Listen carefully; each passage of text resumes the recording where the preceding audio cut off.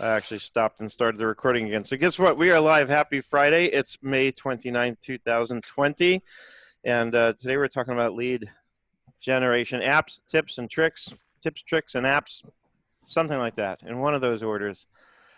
And this is sort of inspired, not sort of, it was directly inspired by a question somebody had asked in our Facebook group. And I don't think the person who asked the question is here.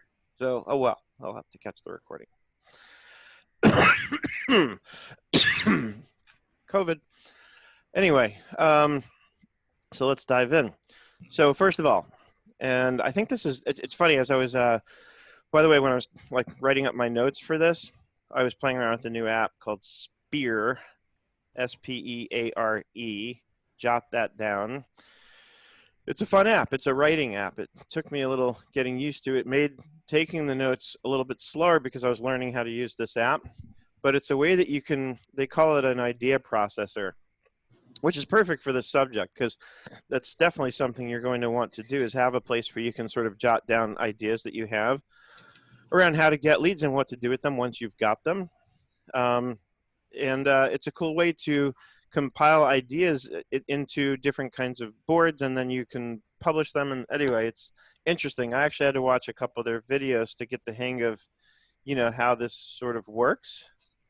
So anyway, check it out. And I'll show you the back end. I don't want to show it to you right now because I've got all my notes up on it. And I'll share the notes with you, of course, as I always do when I post the recording up. That's one thing I haven't worked out yet, is how to get the notes from this app into a format that I can easily, you know, drop into my the post on my website. So anyway, with that in mind, if you're going to do anything successfully, you're going to have to put in the energy, right? We have to put time into it. If I want to work with QuickBooks Online successfully, I have to take the time to refresh the page sometimes to make sure that it's doing what I think it should be, right? But joking aside, you have to pay attention to anything. That word has been coming up a lot with me, you know, is paying attention, right? So I think sometimes the impression I get almost, especially having now talked to accountants and bookkeepers for many years on and off about the subject of lead generation and ways to bring in new business, you know, looking back at some of the responses I've gotten as I've made suggestions and seen the reactions, it's almost like we want some kind of a magic solution where we can like press a button and all of a sudden leads start coming in. But unfortunately, sounds like a diet pill that I'm looking for. Yeah, exactly. And of course, it just doesn't work that way. It's like anything else. You want to get really good at bookkeeping, you got to pay a lot of attention and put a lot of energy into your bookkeeping work and your skills and accounting and tax prep as well. You know, you have to get used to, you know, just putting the time and energy into it. And I think that's the problem is, and I've even had people kind of suggest to me that they don't want to put the time in. Right? I'd say, well, if you want what I've got, you got to do what I've done. We got to make videos. And they say, I don't have time to make videos. Well, then I don't know what to tell you, you know, because they, you know, people come in my door and they say, you know, I want to learn how to do what you've done. And I'm like, well, I made a lot of videos. I can teach you how to make videos and I can teach you a lot of strategies and things around how to make videos and how to find topics and ideas and so on. And I don't have time for that. Okay, then I don't know how to help you, right? So you know, and this goes for anything you do in life, right? If you want something to grow, you have to pay attention to it. If you want to plant a seed in a pot, you have to pay attention to it. You have to water. You have to water it just the right amount. You have to make sure you don't give it too much water. You have to make sure you don't give it too little water, right? You have anything that you want to flourish and grow in your life, you have to pay attention to it. You have to be prepared and willing to put in the time and the energy and the effort.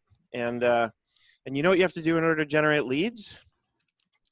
Anybody want to take a guess? Simply put?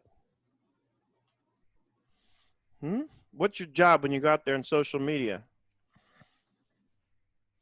I know we've covered this before. Share.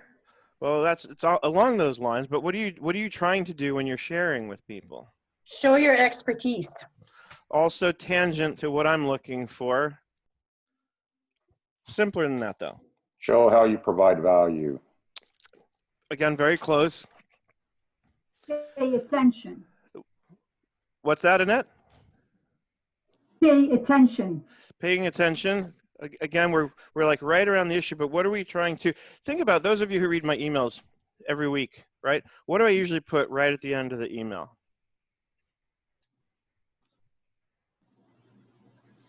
It's like a trademark by now. People know it. Bang that reply button. Thank you, Greg. And what am I trying to do when I ask people to bang? Encourage action.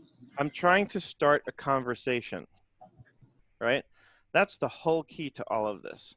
I am trying to start a conversation. Generating leads is about starting a conversation, right? And so when I start a conversation with somebody, then now we're talking, quite literally, right? And I can start finding out what a person needs, what a person is looking for. How can I help, right? And then what can happen over time, if I get in the habit of doing this, Heather said communicate, which is, yeah, it's right along those lines. I want to start a conversation. I want to communicate with people. And if you start enough conversations I'm stumbling on my tongue. If you start enough conversations with enough people and get them interested in what you have to offer, which is what Jack touched on, then pretty soon you have what we call an audience, right? You have a larger group of people who are conversing with you, who are having a conversation with you, right? And so when we're talking about lead generation, I think we have to break it down into that sort of lowest common denominator of what are we really trying to do? Because when you look at it from that perspective, it changes the perspective, right? It's no longer this big, esoteric concept of, oh my God, I need social media managers and I need this and I need to do videos. It's much, much, much simpler than that.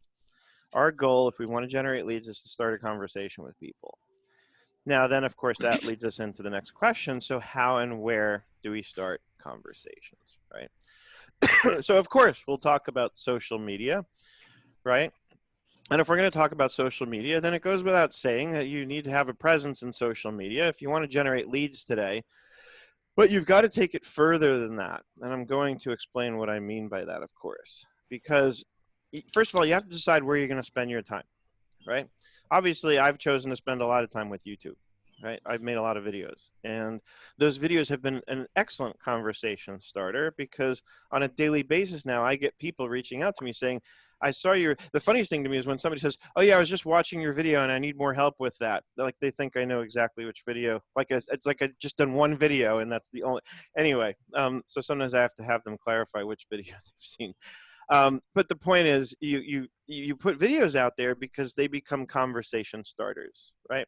And then going into social media, perfect example. Yesterday, I was in the bookkeeping side hustle group, and I noticed somebody posted a question specifically about how to handle the situation where your client is using a personal credit card to pay for business-related expenses.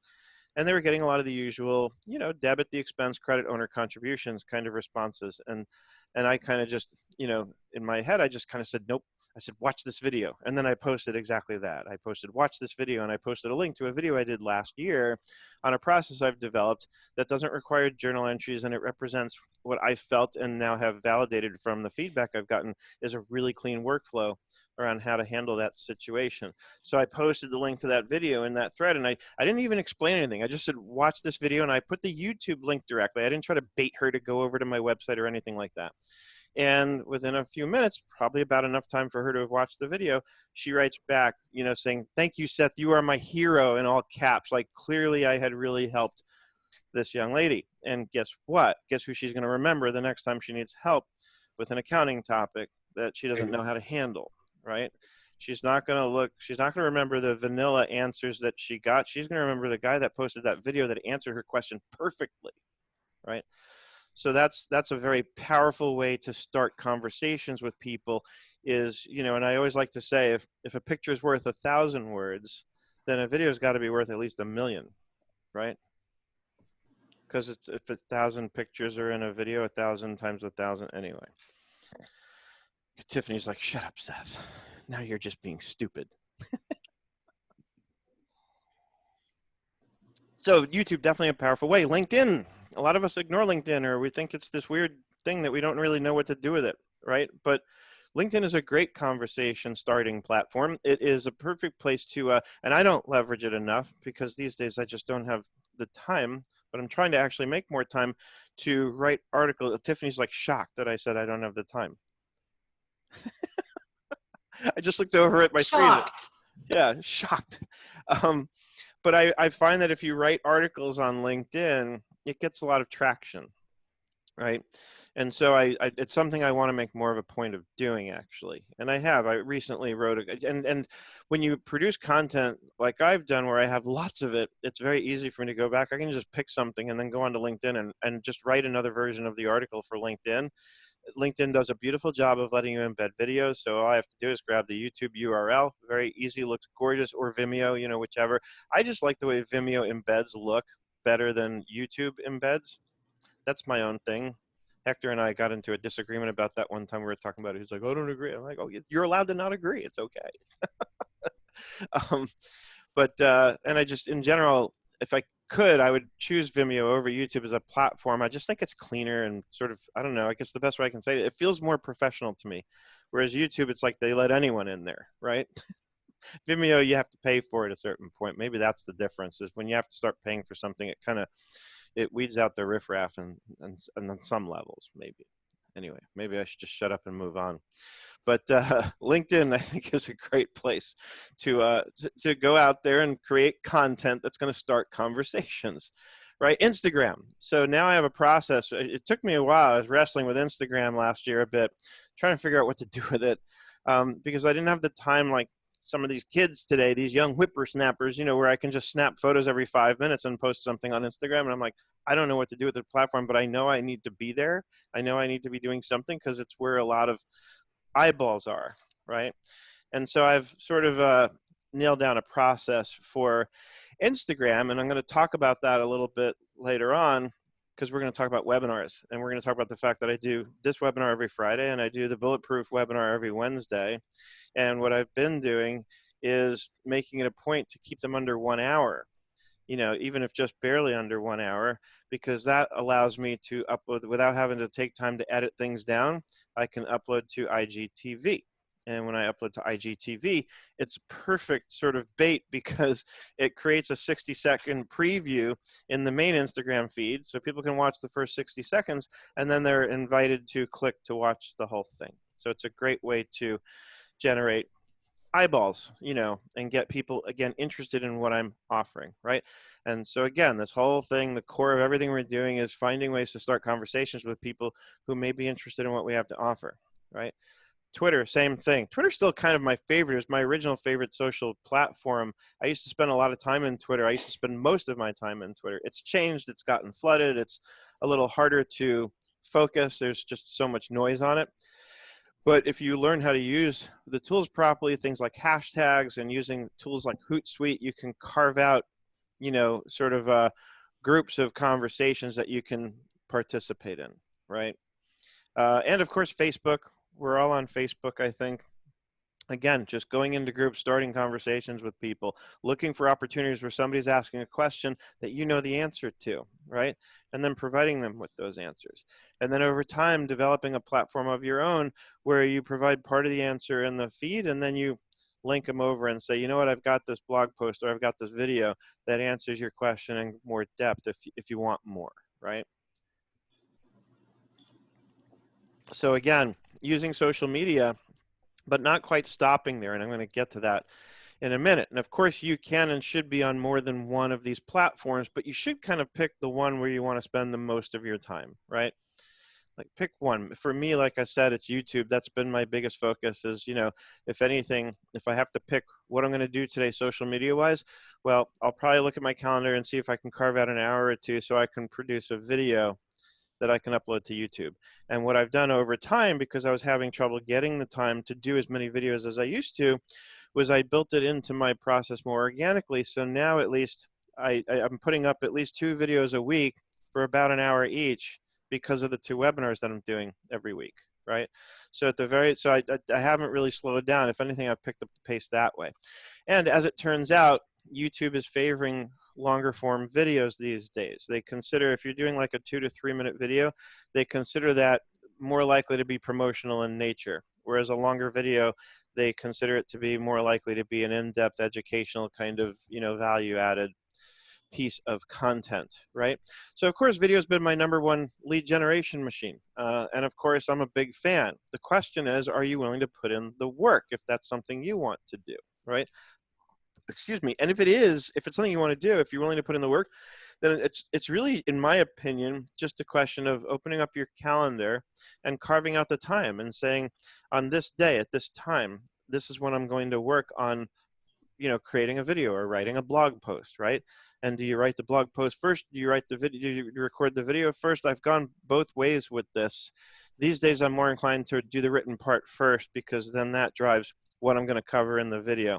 And then I can extract bullet points, or oftentimes when I'm writing something, I'm starting with the bullet points. So if it's not those original bullet points, then I'm extracting bullet points out of what I've written to keep myself focused and on point when I'm doing the video. And I don't write scripts, because then it ends up sounding like I've written a script. So I just use bullet points to keep myself, on the subject, so I don't embellish and go off on tangents while I'm recording the video. And you don't, if for some reason you don't want to show your face, although you are all incredibly beautiful people to me, if for some reason you don't want to turn the camera and show your face, you don't have to. In our profession in particular, all you need to do is show your screen and teach people something, right? That's how you can create videos and generate leads with videos. Again, you're starting a conversation, you're putting something out there of value that's going to encourage somebody to want to reach out to you, and at the very least, thank you. If not, go on and ask for more help. But I've had situations where people reached out to thank me, and that was just the beginning of the conversation. And then I'll write back and say, hey, thank you so much for reaching out. And I really appreciate it. It means a lot to me that you took the time to reach out and say that, and then I can go on and say, by the way, tell me a little bit more about you. Who are you? What do you do? Whom do you do it for? Right? And that's how you take what started out as a simple thank you and evolve it into a conversation that could ultimately turn into a dialogue in which you find that there's something you can help the person with, right? And that's how a lead converts into a paying client, is when at some point in that conversation that you've started with them, you uncover something that they need help with that you can provide the help, right?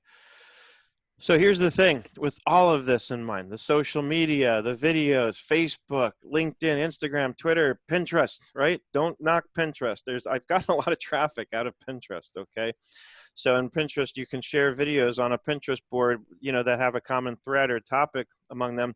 And it definitely generates leads. I should probably spend more time on it than I do. At one point, I was building a lot of boards. Like I had boards for videos on Excel and boards for very specific topics like QuickBooks on inventory videos and things like that.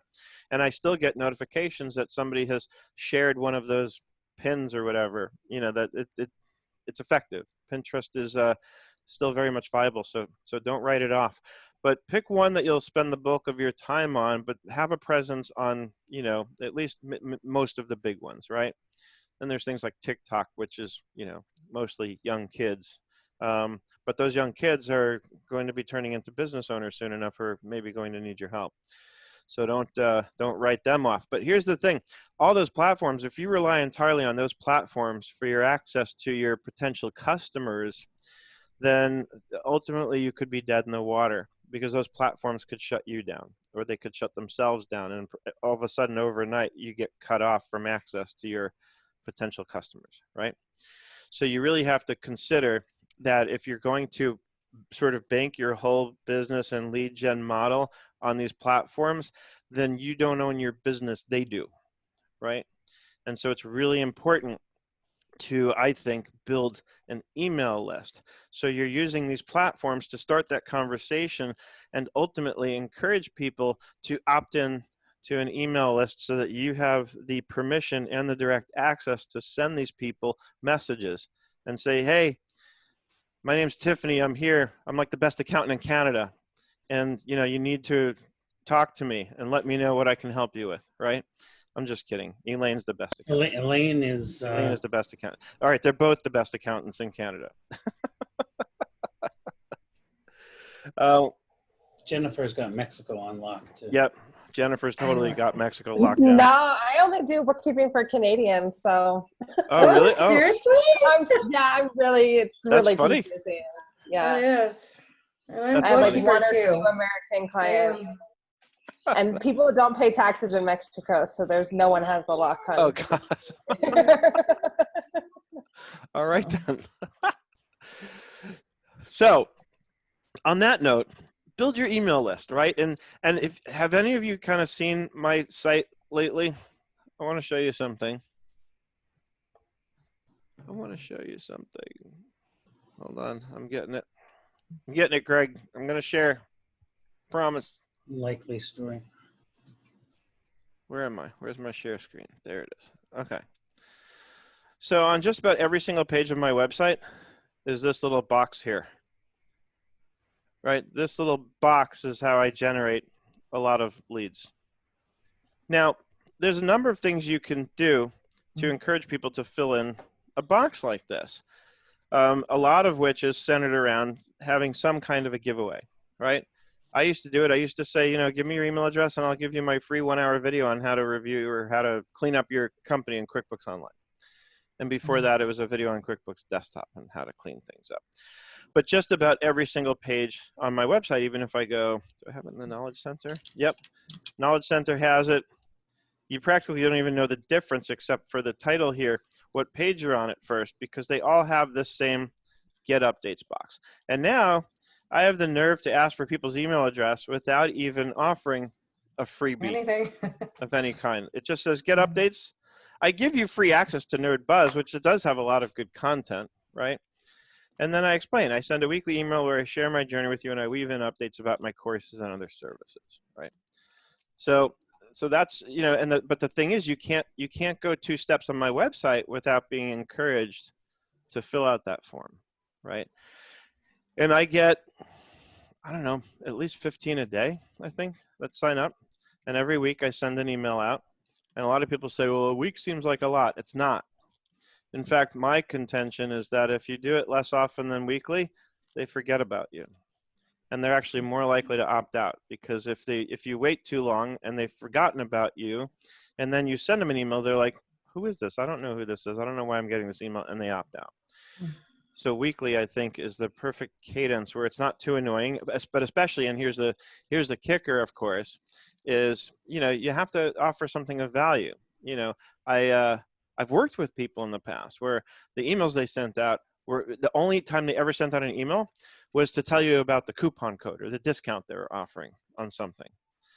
And to me, yeah, of course, there's some very literal value in that, assuming that they're interested, but it's not going to start conversations. It's just going to, it's not interesting, quite frankly, right? So I think you have to do better than that. And you do better than that by offering valuable information, by teaching people something, right? And you have a whole world with an amazing amount of access to people these days, right? With social media, with the stuff that we talked about. And if you know what you're passionate about, then in a sense, all you have to do is go online and talk about that, right? And sometimes we do it backwards, I think. This is, of course, all my opinion, subject to all the scrutiny you want. But I think that we start trying to guess at what others are interested in, and then we want to try and go offer that. And that's backwards. Don't do it that way, because you're not going to be passionate about it if you do it from that approach. You want to think about, what am I excited about? What gets me fired up in the morning? What gets me, to that point of a level of energy where I want to jump out of bed and go tackle the day? What gets me really excited? And then build a platform around that, around what you get excited about. Because I guarantee you, if you're excited about it, that will show in your writing, in your videos, whatever you do, and it will attract people who want to learn what you're teaching them, right? One of my emails that I sent out recently talked about that magnetic attraction, right? And how do magnets work? They attract opposites, right? North and south poles. And with content, I think it's like that.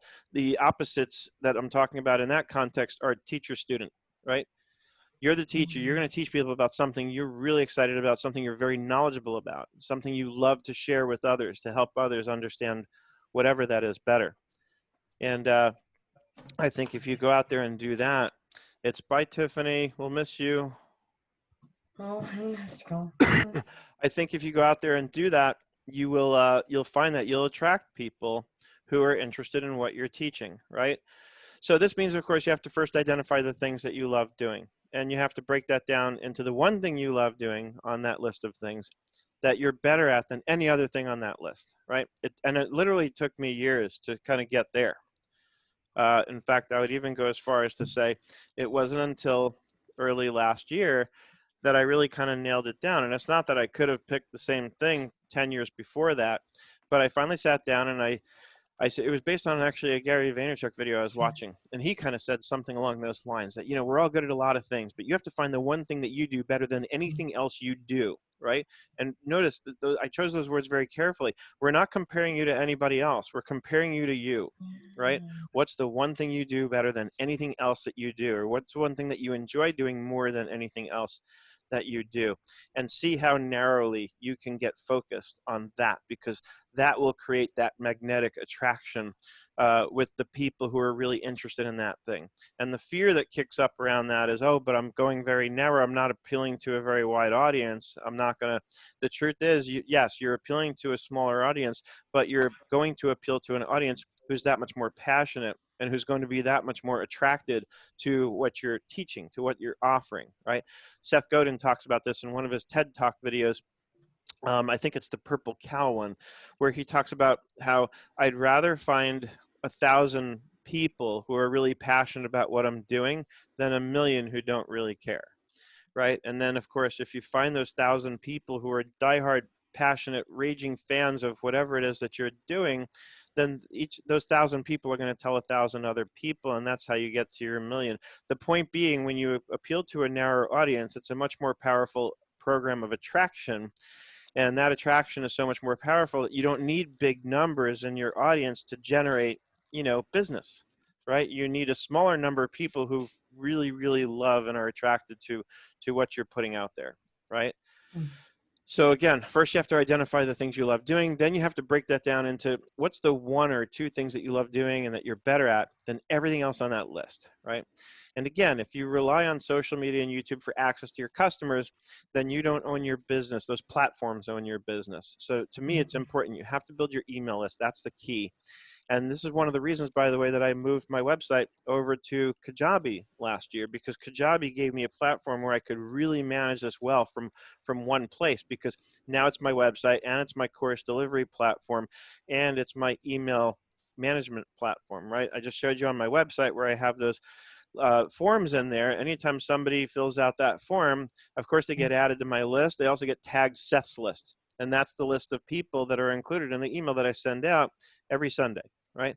I write it every Saturday morning, and I schedule it to go out at 1 a.m. on Sunday, so that by the time you're waking up on Sunday morning and drinking your coffee, hopefully it's my email you're going to choose to read over your Sunday morning cup of coffee. And I kind of write it with that in mind. So if you're going to write, that's what I'd love to suggest, is that imagine yourself, literally picture yourself sitting down and having coffee on a Sunday morning with Greg, right?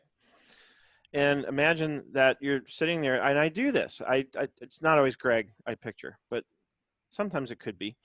But anyway, I imagine myself sitting across the table in the morning, having coffee with somebody, and just talking about, what did I experience this past week?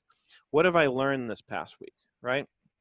Because, like I said, Kajabi lets me manage everything from behind the scenes in my website, including and especially the list of people that I talk to.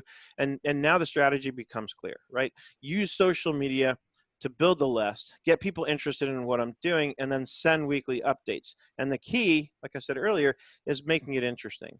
Well, what makes it interesting for me is sharing my journey, documenting my life, always teaching people something, sitting and writing that email like I'm sitting across the table over that cup of coffee. And it's as if I'm having a one-on-one conversation with Greg and saying, hey, Greg, here's what I experienced this week. Here's what I learned, right? And the thing is, if a week goes by that you didn't learn something, then you missed something, right? Something's wrong if I spend a whole week in life and I haven't learned at least one thing that I can share about, right? And that's sort of the axiom that I work from when I'm sitting and writing these emails. And sometimes a lot of times I know by the time I sit down to write exactly what I'm going to write about because something really stands out.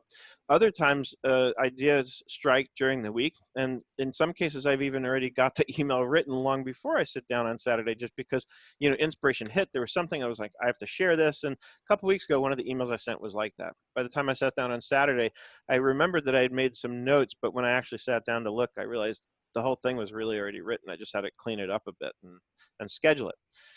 Right. And so again, if a week goes by that you haven't learned something, then you've missed something. Like sometimes I will, and sometimes I will sit there and really, I have to think, because maybe it's been just such a busy week that I haven't had time to slow down and think. But anytime, if I haven't already figured out what I'm going to talk about by the time I sit down Saturday morning, anytime that I do, all I really have to do is sit down, take a sip of my coffee, and just spend a moment, quiet my mind, reflect. What happened this week? Right, what went on? There's always a lesson I can pull out of my experience in the past week that I can share with people and weave it into a business related context. So I always put it in some kind of a context for, how it can help us all, with growing our businesses. And why that's actually so easy to do is because, like I said at the beginning, this is all about starting a conversation with people. And if I'm starting conversations with people and I'm just talking to people, then it's just about relationships, right? I think somebody had said that when I was, trying to get the answers out of you guys in the beginning, is I'm looking for that relationship. I'm looking to have dialogue, and any relationship I have with any person is going to be about sharing my experience with them and having them share theirs with me, or encouraging them to, at least in this context. That's why I always say, bang that reply button. You'd be amazed. A lot of people don't do it. I think some people probably figure I'm busy and I'm not going to respond or not read it. But the truth is I read them all because most people probably do think that. So you'd be surprised how few people actually do it. And so those that do, I actually do read their emails and I reply to them. And I've had some great conversations. And I don't care if it turns into business or not, because I'm still learning, right? Even if you just reply to me and we have a conversation. So I want to make that really clear. This isn't all it is. It isn't even close to being about turning all this into money. It doesn't matter. It's going to organically turn into more than enough money in the long run anyway. But it's about building and nurturing those relationships with people based on the conversations that I've managed to start.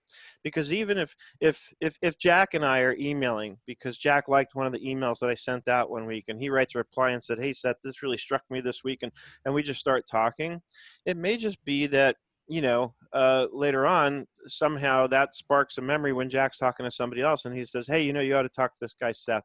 I think he can really help you." So it's not that you're formally even trying to turn people into a sales force of any kind, but again, it's about being top of mind for people. It's about them remembering you when the time comes, whether they're going to hire you or they're going to tell somebody else about you, right? And even if it never turns into any of that, like I said, I'm always learning from the dialogues that I have with people, and that, if nothing else, enriches me in ways that are worth more than any amount of money I could ever talk about, right? That's how I get the richest experience that I get from doing what I do here, is just by talking to people and learning from them. And it's an incredible experience to have. And like I said, it really is that simple. What I said at the beginning, just start enough conversations with enough people and now you've got an audience, right? So how do you get people to opt in to those forums, right? That's the question I'm sure that's swimming around your minds. And there's a number of ways. In my case, like I said, I have the nerve at this point to not even offer anything. Just here, get updates. But the point is, what I'm doing is I'm writing emails that I know people find interesting because I get the feedback from people, and very few people opt out. I might get 2 or 3 opt-outs every week against the 15 or so that come in. Yeah. Plus, now I've got a company that I'm doing Google and Facebook advertising with, and they generate a ton of leads for me that come in, and that also get added to the list. So that I'm actually paying for, though. But you don't have to pay for it. It doesn't have to cost you any money, at least certainly not in the beginning, right? So how do we do it? We can do it with what they call lead magnets, right? And that's the giveaway, right? And so what are you going to give away? Well, there's a number of things you can do. You can give away an ebook, something called a video lookbook. Google it. right? It's just a short, simple video that gives people a look at something, which of course is designed to encourage people to want to go further with you. You can create checklists, resource guides, workbooks, email templates, right? Anything that you have expertise with can be wrapped up into one of these packages and offered to people, right? And sometimes what I suggest doing is just start with a blank document somewhere and just write like a white paper, right? A white paper is just a very detailed look at something that you have a lot of knowledge with. Start there, and you can create this sort of master mother document, and then you can extract pieces from it and create those ebooks and resource guides and checklists and all kinds of things. Write the one big document that very broadly and very deeply covers whatever the subject matter is that you're interested in and passionate about sharing with people. And then you can pull pieces of that. And I'm going to talk about some apps in a couple minutes that I've found that can help you with this. And by the way, capturing leads and qualifying them, you know, I had a very simple form I showed you that simply asks for first name, last name, and email address. And that's about all you want to do when you're encouraging them to opt in to your list. Because if you give them too many things to fill out, they're gonna walk away. They're gonna click away. They're gonna say, I don't have time for this, right? So you want to make it really easy for them at that stage. At a later stage, you may want to, like I might send an email out on a Saturday or Sunday, encouraging people to check something out that I'm working on. At that point, and I'm starting to share a perfect example of this week, where I'm starting to launch my, you know, the next level up from the Bulletproof Bookkeeping program is called the Bulletproof CFO. And over the last few weeks, I've been designing that program and really building it out. And I'm getting to the point now where I actually have a bunch of 15-minute calls scheduled today to talk to people and qualify them and find out if it's a good fit. Because it's the kind of program that's not going to be cheap by any means. And so I want to make sure people are going to qualify based on the ability to afford the program, also based on the willingness and ability to put in the time that's required and all this. So at some point you can create a more detailed form to help qualify people and make sure you don't want to waste their time, and obviously you don't want them to waste yours either. So you can use forms to a good end that way to qualify people. And so I have a 15-question form that I'm going to be sending out to people to help them qualify themselves. And it'll help them as they see the questions, they'll start to get the picture and they'll decide in some cases probably that it's not for them. But either way, I'll always do the 15-minute call with people and find out, you know, if there's a point in going further. And then if there is, we do an hour call to dig in deeper. But what I'm getting at here is I've recently discovered a new app called JotForms that does this really well. It makes forms beautiful. It creates a really nice experience for the person filling out the form. It's visually appealing, and it's very, very easy to build forms, and there's all kinds of integrations and things you can do with them. So there's another app you can check out if you want like a tool that does forms on steroids. It's called JotForms.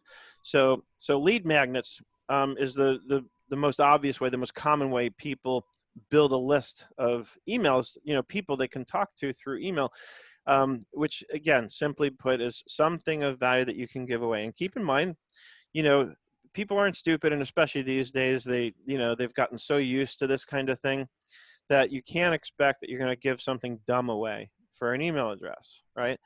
So you have to put some effort into this. When I created it was like a 1-hour video on how to clean up your books in QuickBooks Online. It was something I could easily and should easily have charged like $500 for. You know, it was a very detailed, in-depth video. The point being, what I gave away in exchange for that email address had real value. It was something people easily would have paid for. And the kind of reaction you're going for there is that it's so inexpensive that people can't believe you're willing to give this away for free. And you're not really giving it away for free. You're giving it away in exchange for their email address, right?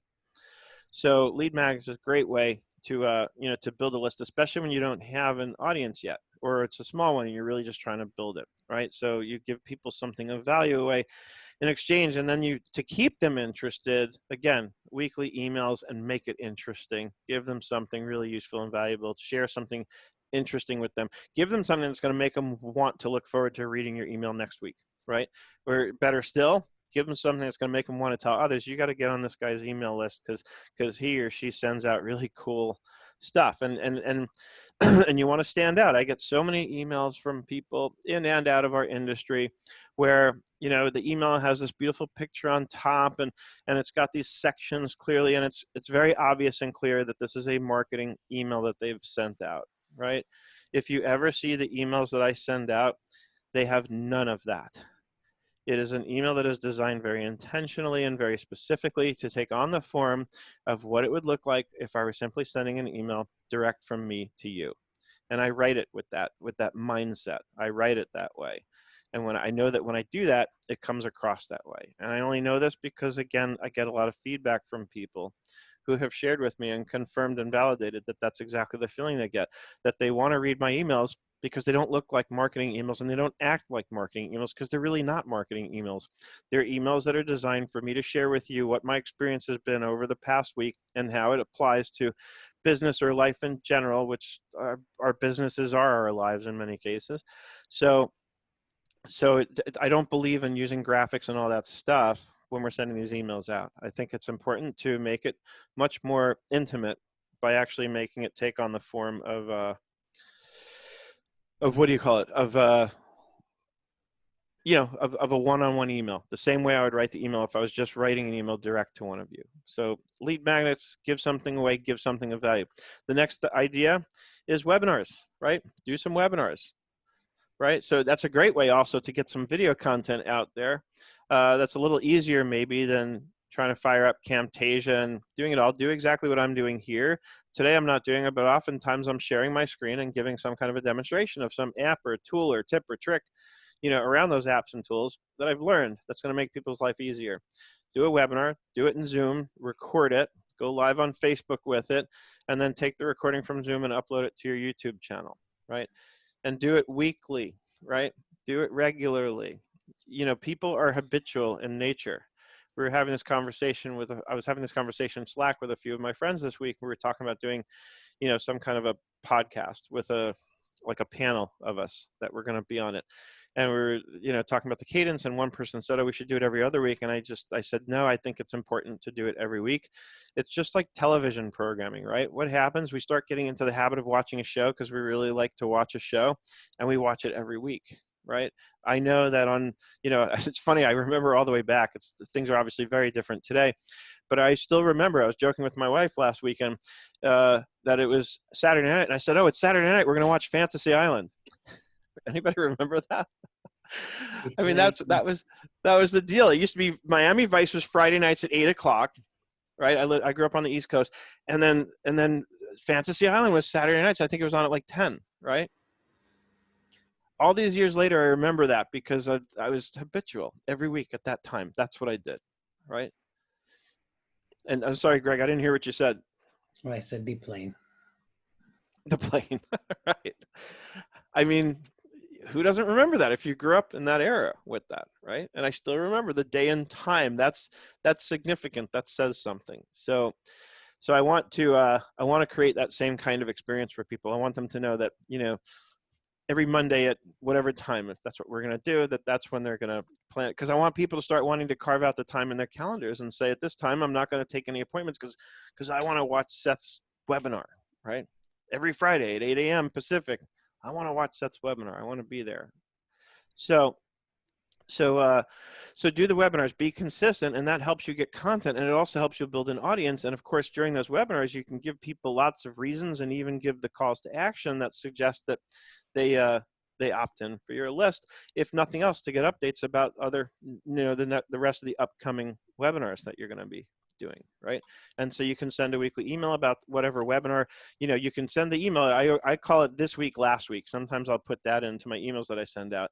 And that's just a little segment of the email where I'm basically saying, here's what we did last week, and here's what we're going to do this week. And last week's has the link, so you can go watch the replay and get the notes. And then this week has the registration link, so you can go register for it. And of course, when I take the time and go to the effort of doing that, I always get more people signing up and showing up for these, right?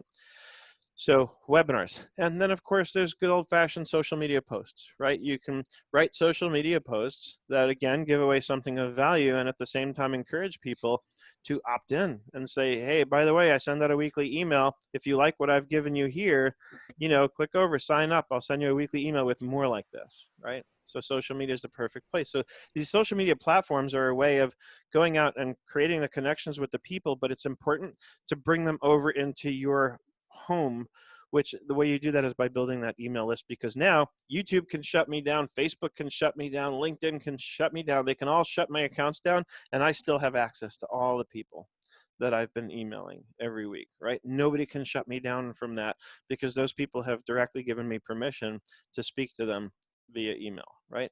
And of course, you have to follow the rules and do it right. Make sure that they've opted in, that they understand that they're opting in to get a weekly email from you. If you do anything deceitful, you're dead in the water. And I don't think I have to say that to anybody who's here, but I think some people, I'm still shocked. Yesterday, somebody called me from some app that I'm less inclined to even want to consider using now. She had sent me some of those emails, you know, those emails where they send you the first email that you never solicited, and then they send you another email saying, hey, I sent you an email and I never heard back from you, as if you had some obligation to reply. And then they'll send a third one, you know, turning up the heat even more, saying, well, I guess if you're not going to get back to me, I'll give it up here or whatever. And it's obnoxious. And so one of these I've been ignoring, and she'd sent me that like final email, like, all right, I'm not going to email you anymore if you don't get back to me. And then I get a call, and, you know, I have an answering service where when somebody calls, they find out who it is and they ring me, and the receptionist told me, oh, it's so-and-so, and she has some questions about bookkeeping, right? So clearly it was designed to give me the impression that this was a prospect for Nerd Enterprises, somebody who might be interested in our bookkeeping services. And as soon as she gets on the phone with me, and after the first sentence, I recognize the name because I had literally just seen her email yesterday morning, her final email, and then she mentioned the company, and then I recognized it instantly.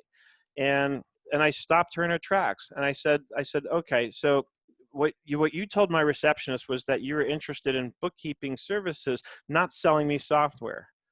And you could tell I got her all flustered. She didn't know how to respond to that.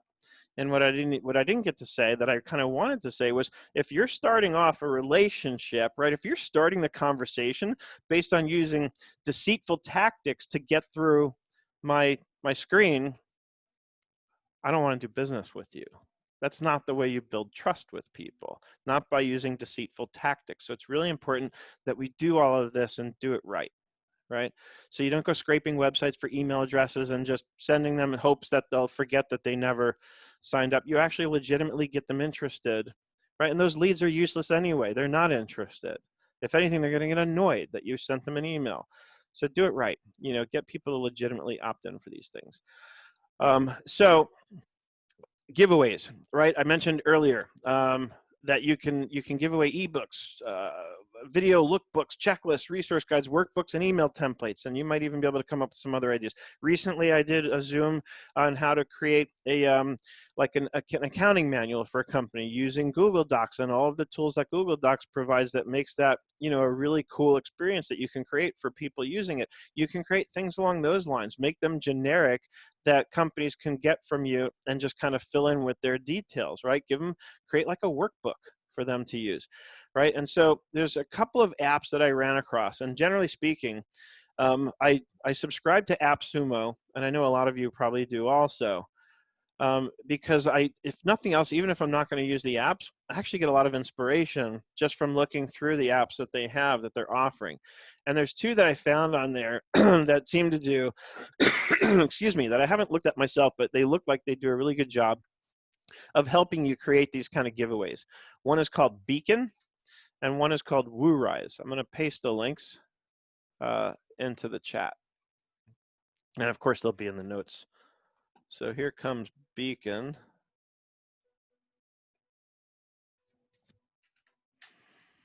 And then let's do WooRise. And I'm giving you the links through AppSumo because they offer discounts on these things. That's their whole thing. I think AppSumo is actually, they've come up with a brilliant way to create a very robust affiliate kind of campaign. Because that's all it really is, I think, in substance, is they're obviously getting, you know, affiliate commissions for referring people to these apps, and the apps are helping them to help them by actually offering these discounts. So anyway, oh, and here I'll give you jotform.com also, because I mentioned it, and it's my newest, funnest little toy that I'm playing with. So there's Jotform. So those are some apps that can help you. And if you go through AppSumo, if you search lead gen, then you'll see at the top of the results, you'll see apps that are tagged with that term lead generation. And so click on that tag, and that will give you a filtered list of apps from AppSumo that are specifically designed for lead generation, right? So that's actually what I did in preparing for this webinar, at least for part of it, is I was curious to see what they had. And again, even if you're not going to use the apps, it gives you ideas. It's a great way to go find inspiration for things that you might want to do. There's one I had seen like a week ago that doesn't seem to be there anymore. I can't seem to find it. That actually, because another way to generate leads is referral campaigns, right? Build referral campaigns. Work with people who, have similar audiences to the audience that you want to serve, but don't actually do the same thing that you do, right? A classic example is a bookkeeper and a CPA, right? The bookkeeper doesn't do taxes, so the bookkeeper can refer people to the CPA to do the taxes, and vice versa. The CPA may not want to do bookkeeping, right, or financial accounting or CFO services, so they can refer their tax clients to the bookkeeper or the accountant to do the accounting work. And especially where that relationship develops a lot of synergy is, I've had these relationships with CPAs where they know that when they get a set of books from a client that I've done the work on, they know they can rely very well that those books are going to be accurate, that they're not going to have to pick apart the books, that the retained earnings are going to tie, and all the things they know I'm going to take the time to make sure gets handled properly, right? So, so develop those referral relationships, but be formal about it. I've asked a lot of people in our industry how they get their clients, and most people tell me that most of the way they get their business is from word of mouth, right? From just referrals. So make it formal. Last year I did a webinar, and I'm certainly happy to revisit this. Today I wanted to do kind of high level, just to sort of give people a taste of what some of my thoughts are on the subject, and then to see if anybody wants to go deeper into like how to do a webinar, how to make videos, whatever it is. I will expect to get your feedback along those lines, and you'll let me know where you would like to go deeper based on what we've seen here today. But you can be more formal about generating those referrals, right? I showed something that I do, and I still do it now in Airtable, where if somebody says, hey, I've got a lot of leads I want to send you, I basically give them their own form that either they can fill out or they can send their clients to fill out. And when somebody fills out that form, it goes into an Airtable base. And I know, because that form is unique to them, so I know exactly whom those referrals are coming from. And we can work out some kind of an arrangement where I kick back 20%. A lot of people are happy just to know that they're in good hands with me. So I offer to kick them back 20%, and they say, nope, no need, just take good care of them. And of course I do, right? So be formal about those referral campaigns. Again, start a conversation with those people, and then eventually when the time is right, don't force it, but when the time is right, have a conversation. Say, hey, can we do a 30-minute call? I have an idea. And then you get on the call and you explain to them, look, I know that you want to send me a lot of referrals, and of course I'd love to get them, but let's create a process for this. Let's not just leave it to lie sort of organically. Let's create a process. I'm going to give you a form that anytime you have a lead for me, you just fill out this form or have them fill out the form. It will have their contact information. I will make sure to follow up with them promptly, and we'll do it that way. And now I have a very easy tracking system for knowing who referred me who, and then I can give them credit if I'm going to pay them some kind of a thank you fee or whatever you want to call it, a kickback. And you can, and once I've created that one form, when I demonstrated this process, and again, I'm happy to do it again because it's been a while and a lot of you may not have seen it, but in 2 clicks, I can duplicate that whole form and table in Airtable, and then just repurpose it for someone else. So it's very, very easy and efficient to build this system out. So I'm looking in the chat, and Greg says, I struggle in contemplating creating content. Negative self-talk tells me, oh, Sather Hector, et cetera, has already done this subject really well. Why would I create a blog or webinar on XXXX? And the answer is, I've gotten this question a lot, actually. And the answer, quite simply, that I offer is there are plenty of people who hate my content. There are plenty of people, I'm sure, who hate Hector's content who are going to love your spin on it. They're going to love your flavor. They're going to love your delivery, right? You and me and Hector have different personalities and different ways that we explain and structure things. And so I get a lot of negative feedback on YouTube from people who say I'm too fast. And I used to try and slow down, and I struggled with that because I was trying to be all things to all people. And then eventually I realized, I said, no, that's the wrong way. I need to, I need to do me, right? And that's, Stay in your lane. what? Stay in your lane. Exactly. I think fast, I talk fast, and I get it. I'm not for everyone. And I've gotten to the point now where when people continue to give me that feedback on my YouTube channel, I'll politely reply and say, look, I get it. I'm sorry if my, way of doing things is not right for you, but I'm sure you can find somebody, more appealing. There's plenty of people on YouTube doing the same stuff, right? Didn't you say that you had somebody call you fat on your... A fat F word. Yeah. He was trolling me, and he was specifically looking to start something. So he wasn't, he didn't just mistype fast. No. Okay. No, it was very intentional, and he was, that's a whole funny story unto itself, which I've shared. I'll share again, but we're running short on time. But no, that guy was specifically trying to get a rise out of me and get me to get upset and sort of retaliate. And I ended up turning the tables on him in the end, which was really funny, actually. Different followers, many people. Maybe my blog webinar is what they see first. Yeah, again, I guess I'm assuming that's in response to Greg's question, Elaine. And then Greg, because you have a perspective that we don't, exactly. So again, it's all about making that connection with people and starting a conversation. I guarantee you'll start conversations that I wouldn't be able to start because you'll appeal to people in ways that I can't, right? And I've quite honestly, I'm sure Hector has gotten his version of this too. I've had people come to me and say that, I follow you and Hector, but they just like the way I explain things better. And I've no doubt that there are people who go to Hector because they like the way he explained things better than me, So, and that's why I always say in the end, there's plenty to go around. And because I remember years ago when I did my first presentation at the Sleater conference on creating content, and people asked me that question, like, why would I do videos on NSF checks when you've already done such a good job? And it's the same answer. It's, because somebody's going to like the way you do it, or somebody may just happen to find yours before mine, right? So there's that too. There's just the organic search engine optimization sort of value.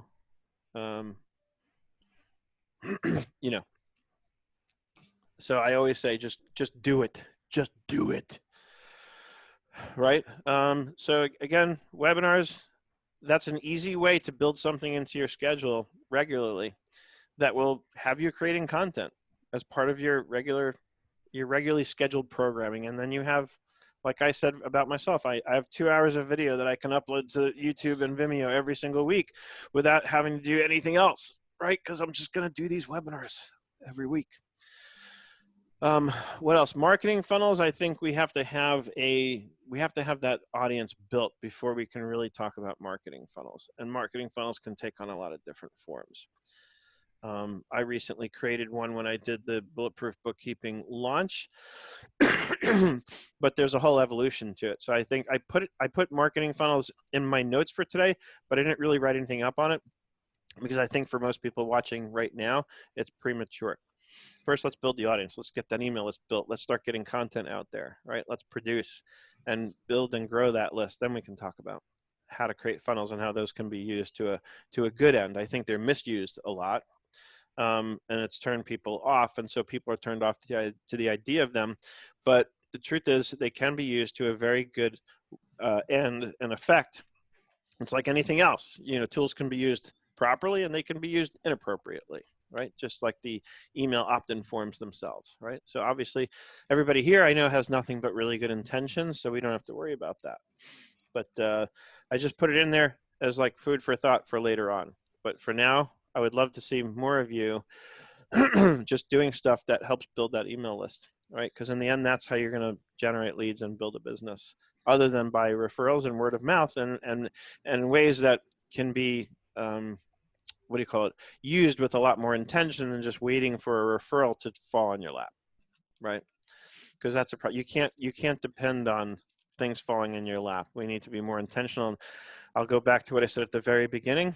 We have to put time and energy and effort into this if we're going to, create a system that's going to be effective. And I think that's a perfect note to end on today. Anybody got any questions or thoughts? Seth, do you have any comments on like a strategy? There's always the next shiny object out there when you're starting to look at this. Mhm. And so let's say that one wants to choose doing videos on YouTube, for example, and focus on that. Do you have any comments on a strategy for doing that? Time frame, obviously ways to measure its effectiveness or not, and those sorts of things. Yeah, I mean, YouTube gives you great stats. And Hector's a lot better at looking at that stuff than I am. I don't have the patience. So my thing is very much more organic and from the heart. Like I said earlier, I just kind of do what I get fired up about, and I don't worry too much about the stats because I figure if I'm doing things from the heart, I'll attract people from the heart, who will come and look at that. But I can afford also to do that now, although I did it in the beginning that way too. If you're sort of in a place where you feel like you need to make sure that there's a good ROI based on what you put out there and a more immediate one, to some extent, you'll have to test the waters, do something, see what kind of results you get. And if that doesn't seem to have worked, do something different. Keep tweaking it until you start getting the results you want. What I know Hector had done, because he shares this a lot, is he went to YouTube channels. He doesn't say it specifically, but I'm sure mine among them. And he looked at what my most popular videos were, and the videos that I've done that got the most views, and that gave him ideas about subjects that he could cover. And it's not that he's trying to compete with me or whatever. It's a smart strategy. He's looking at what other people have been successful with, and then he did his own version of the same thing. And there's nothing wrong with that, right? There's nothing wrong with just looking at this and saying, and quite honestly saying, hey, you know what, I think I can do this even better than he did it. Or like we said earlier on Greg's question, with a different flavor or angle on it, a different solution, a different way of doing it, right? So that's I think going to be the best way that you can, the only way you're going to get real data is to go out there and do it and see what kind of results you get. And like I said, YouTube will give you really good stats. It'll tell you how many people are viewing. It'll tell you at what point in the video people are dropping off and not watching, if they're watching the first 2 minutes, 3 minutes, 10 minutes, and then of course the comments themselves are the best kind of feedback, right? If you're getting a lot of comments from people saying, hey, I really love this video, that's the best sign. That's the best. It's the most organic. It's the most non-data like, right? There's no numbers to it. But to me, that's the best way to know that I've put something out there that made an emotional impact on somebody, because it takes an emotional impact to get them to want to take action like that and actually write a comment. Right. Okay. Thank you. I believe you got a mini course too, don't you, Steph, in material creation, articles like. I have a course called How to Become a Content Creation Machine. And right. It teaches you. Just time consuming, right? I think is like with everybody, they think creating content is time consuming, so it kind of gets pushed to the side or whatever, right? Yeah, well, especially to create a whole course, and it can be time consuming, but it doesn't have to be. I think people like me and Hector have made it seem, not on purpose, but we've made it seem like more difficult than it really is, because over the years, he and I have gotten more and more into it to where we are putting a lot of time and effort into it, much more so than in the beginning. The truth is, in the beginning, all I would do is fire up Camtasia, bring up QuickBooks, do a quick run through on how to record something simple like an NSF check, very minimal editing. The only editing I used to do in the beginning really was to zoom in to make sure that the viewer's focus was in the area that I wanted it, and then zoom back out when I needed them to get the bigger picture context of what we were looking at and how we got there. A lot of times that was the whole of my editing process in the beginning, is just zooming in and out at the right points. And that's it. And then publishing and uploading. That's all you need to do. You don't need to do anything fancy, And so what I figured out, the formula was, it was about 3 to 1 in terms of editing to video time, right? So a 10-minute video would take 30 minutes to edit. Something like that. That's what I figured out. It's going to take longer in the beginning because you're going to be fumbling around figuring out how to use Camtasia. And of course, I've got free videos on YouTube that walk you through editing video with Camtasia. Of course, now they're a couple years old, but Camtasia hasn't changed much in terms of how you do the editing. They've just given you some new bells and whistles. There's a free version too. I can't remember. There's Jing. Jing, I think, is, if it's still out there, is like it's by TechSmith, the same company, and it's free. But honestly, if you're going to do this, my feeling is go all in, pay the few $100 or whatever it costs for Camtasia, and just do it, because you're going to get better tools, you know, for when you do want to get into editing. But sure, you can even fire up Zoom. I know Matthew does a lot of videos that way, where he'll by himself, he'll fire up Zoom, share his screen, and have at it and record. Yes. And you get a very good high resolution rendering of the screen share. And I know Matthew does a lot of his videos that way. He doesn't use Camtasia. Yeah. Cool. Thanks. You got it. Camtasia. So CAM like camera, Tasia like Fantasia. Greg's got it. He put it in the chat. And that's it. I got to run because I have 2 minutes now to my next call, and I need my second cup of coffee. I went over my 45-minute rule. I have to edit the video now. I have work to do. I'll see you all very soon, I'm sure. Have a good weekend. Thank you. You too, Jack. I know. Take care, Greg. Everyone else, have a great Friday.